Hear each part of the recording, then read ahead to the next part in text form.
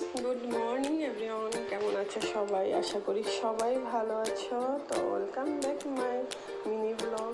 তো সকাল বৃষ্টি ভরা সকালে সবাইকে শুভেচ্ছা জানাই। অনেক বৃষ্টি, এরকম দিনে বৃষ্টি হওয়াটা স্বাভাবিক। বৃষ্টিটা হবে, না হলে যে হারে গরম পড়ে বাবা, থাকাই যায় না, সহ্য করাই যায় না। বৃষ্টিটা হলে একটু ভালো লাগে, কিন্তু অতিরিক্ত কিছুই ভালো না, ঠিক না? তো দেখো, শ্বশুরবাড়ি আসার পরে একটা মেয়ে কখনো 1 বছর অবধি মুখ অনেক কম মেয়েরাই খুলে, কিন্তু 1 বছর ধৈর্য ধরে সবাইকে বোঝার চেষ্টা করে। যখনই বুঝতে পারে না তখনই শুরু হয়ে যায় যুদ্ধ। তো সবার ক্ষেত্রে, মেয়েদের পক্ষেই বলছি।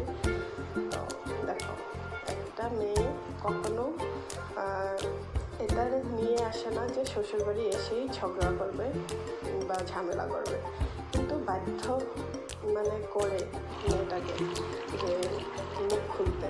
তো এটা সবাই বোঝা দরকার সবাইকে, যে একটা মেয়ে একটা ফ্যামিলির দিকে আসার পরে একটু অ্যাডজাস্ট হতেও সময় লাগে, কিন্তু না, আসার সাথে সাথে শুরু হয়ে যায় ঝামেলা, অশান্তি। সবার ক্ষেত্রে না, মেয়েদের ক্ষেত্রে তো হয়নি, দেখো সবার ক্ষেত্রে হয়।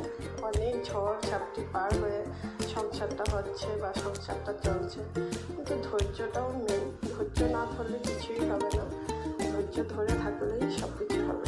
তার মধ্যে নিজের জন্য একটু টাইম বের করে যত্ন নেবে। অবশ্যই সবাইকে যত্ন করা দরকার, কিন্তু যে বুঝার তো সে বুঝে, ঝামেলা হয় না।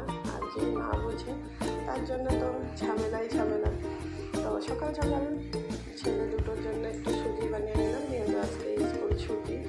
তো স্কুল ছুটি মানে অনেক ওয়েদার খারাপ, সকাল থেকে বৃষ্টি, অনেক কালকেও বৃষ্টি পড়েছে, বাট স্কুল খোলা ছিল, আজকে স্কুলটা বন্ধ দিয়েছে। তো তার জন্য ভাবলাম সকাল সকালে ভাবনা বানিয়ে একটু সুজি বানিয়ে নিই। তো ছেলেদের দুটোর জন্য সুজি আর আমাদের জন্য একটু চা। তো সবাই